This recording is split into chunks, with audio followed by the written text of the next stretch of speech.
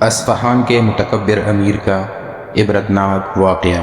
صحیح مسلم میں عبداللہ ابن مسعود رضی اللہ تعالی عنہ سے روایت ہے کہ رسول اللہ صلی اللہ علیہ وآلہ وسلم نے ارشاد فرمایا، تکبر حق بات کو جھٹلانے اور دوسروں کو حقیر سمجھنے کا نام ہے۔ اسی طرح سورہ مومنون آیت نمبر 60 میں اللہ تعالیٰ ارشاد فرماتے ہیں، تمہارے پروردگار نے کہا ہے کہ مجھے پکارو، میں تمہاری دعا قبول کروں گا۔ بے شک جو لوگ تکبر کی وجہ سے میری عبادت سے منہ موڑتے ہیں وہ ذلیل ہو کر جہنم میں داخل ہوں گے۔ کہتے ہیں کہ تکبر بہت سی برائیوں کی جڑ ہے جس میں مبتلا انسان جہاں ایک طرف دنیا میں ذلیل و خوار ہو کر رہتا ہے وہاں وہ آخرت کی تباہی کا بھی سامنا کرتا ہے۔ ایسے ہی ایک شخص کا واقعہ بیان کیا جا رہا ہے جس نے تکبر کا ارتکاب کر کے خوب ذلت کمائی۔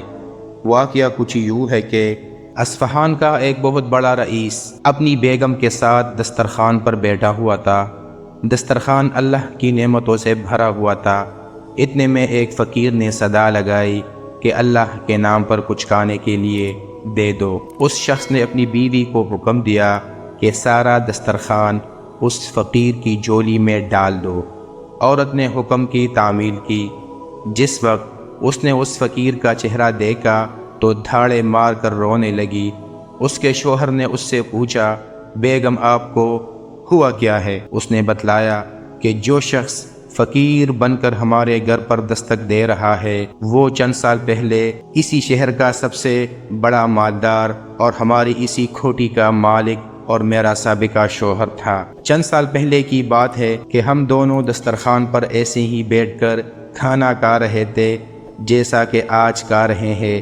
اتنے میں ایک فقیر نے صدا لگائی کہ میں 2 دن سے بھوکا ہوں، اللہ کے نام پر کھانا دے دو۔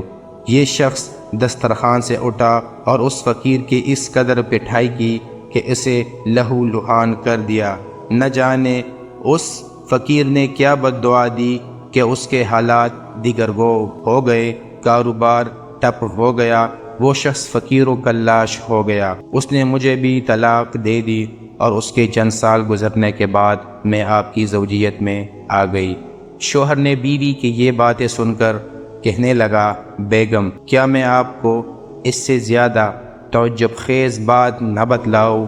اس نے کہا، ضرور بتائیے گا۔ وہ کہنے لگا، جس فقیر کی آپ کے سابقہ شوہر نے پٹائی کی تھی وہ کوئی دوسرا نہیں بلکہ میں ہی تھا۔ الغرض گردش زمانہ کا ایک عجیب نظارہ یہ ہوا کہ اللہ تعالیٰ نے اس بدمست مالدار کی ہر چیز، مال، کھوٹی، حتیٰ کہ بیوی بھی چھین کر اس شخص کو دے دیا جو فقیر بن کر اس کے گھر پر آیا تھا، اور چند سال بعد پھر اللہ تعالیٰ نے اس شخص کو فقیر بنا کر اسی کے در پر لے آیا۔